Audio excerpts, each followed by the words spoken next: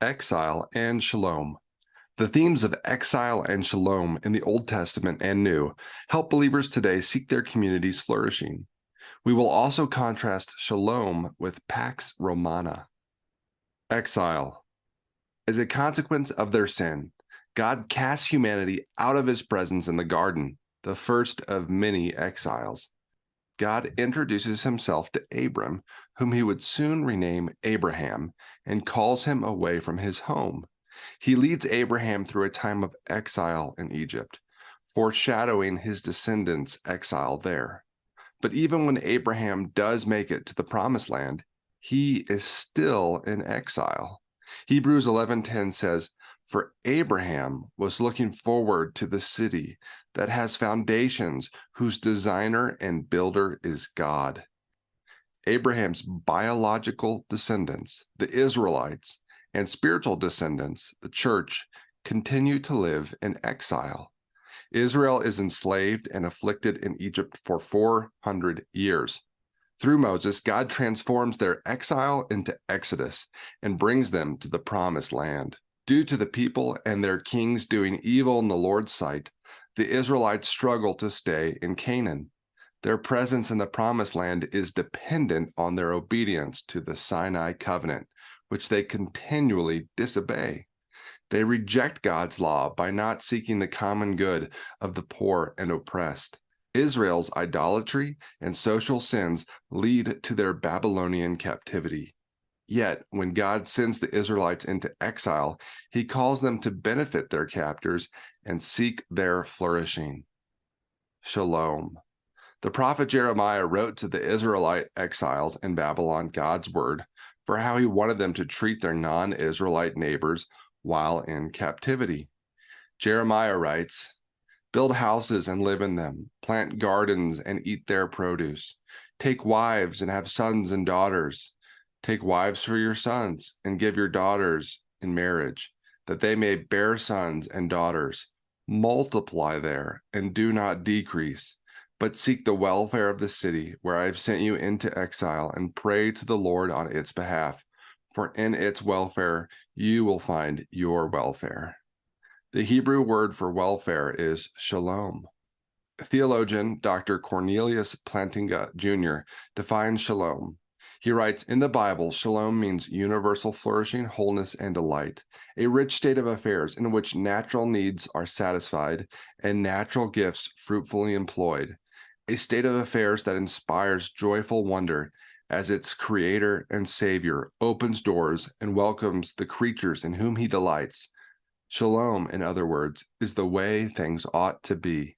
In exile, the Israelites are to go beyond basic peacekeeping, to seek the good of their world, to be fruitful and multiply, as God wanted in Genesis 1. They seek shalom not just for self-preservation, but for their neighbor's good. Hunter explains this is no easy calling. Clearly, it would have been justifiable for the Jews to be hostile to their captors. It also would have been natural enough for them to withdraw from engaging the world around them. By the same token, it would have been easy for them to simply assimilate with the culture that surrounded them. Any of these three options made sense in human terms, but God was calling them to something different, not to be defensive against, isolated from, or absorbed by the dominant culture, but to be faithfully present within it. This is the temptation of all God's people, no matter their time and context. Will they oppose the culture, flee the culture, become no different than the culture, or remain within the culture, yet be faithful to God's will? Hunter unpacks what faithful presence, shalom, meant for Israel.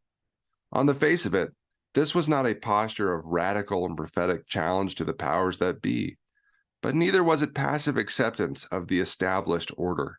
The people of Israel were called to enter the culture in which they were placed as God's people, reflecting in their daily practices their distinct identity as those chosen by God. He was calling them to maintain their distinctiveness as a community, but in ways that served the common good. Only through keeping covenant with God, while intentionally blessing their neighbors, could the Israelites fulfill their calling. This is also true for the church today, a people still in exile. The church in exile. Whether a believer is living in Palestine in the 1st century or in Westford, Massachusetts in the 21st century, they are in exile. Paul identifies believers as foreigners, but our citizenship is in heaven, and Peter calls believers sojourners and exiles. Moore writes, "Our call is to an engaged alienation, a Christianity that preserves the distinctiveness of our gospel while not retreating from our calling as neighbors and friends and citizens." Although God took Abraham out of Chaldea, the land of Babylon, to redeem him, God sends Abraham's spiritual descendants, the church, back to Babylon to redeem it. Today, believers live in Babylon's spiritual successors and seek their welfare through serving them and sharing Christ. Cultivating shalom in exile is the responsibility not just of the individual believer, but of the church community. God calls the local church to serve their neighbors and care for the poor. Shalom versus Pax Romana. The kind of peace, shalom, God calls his people to seek is fundamentally different from what the world offers. Jesus established Christianity in a time of unparalleled peace called the Pax Romana, the Roman peace. While the Pax Romana may have assisted the spread of Christianity, it was not shalom. Shalom is not merely peace, the absence of conflict, but the presence of wholeness. Rome created Pax Romana through violence, war, and nationalism. Scholar and popular author Dr. Preston Sprinkle writes, "Rome embedded in the hearts of its citizens a thick narrative of power, pride, and unparalleled military might. True Pax comes through the military of Romana, the hope of the world. Don't you forget it." Likewise, believers in America, the nation with a history of bloodshed and violence, should not trust or praise its Roman peace. Peace won by violence is different from what Christ offers. Shalom.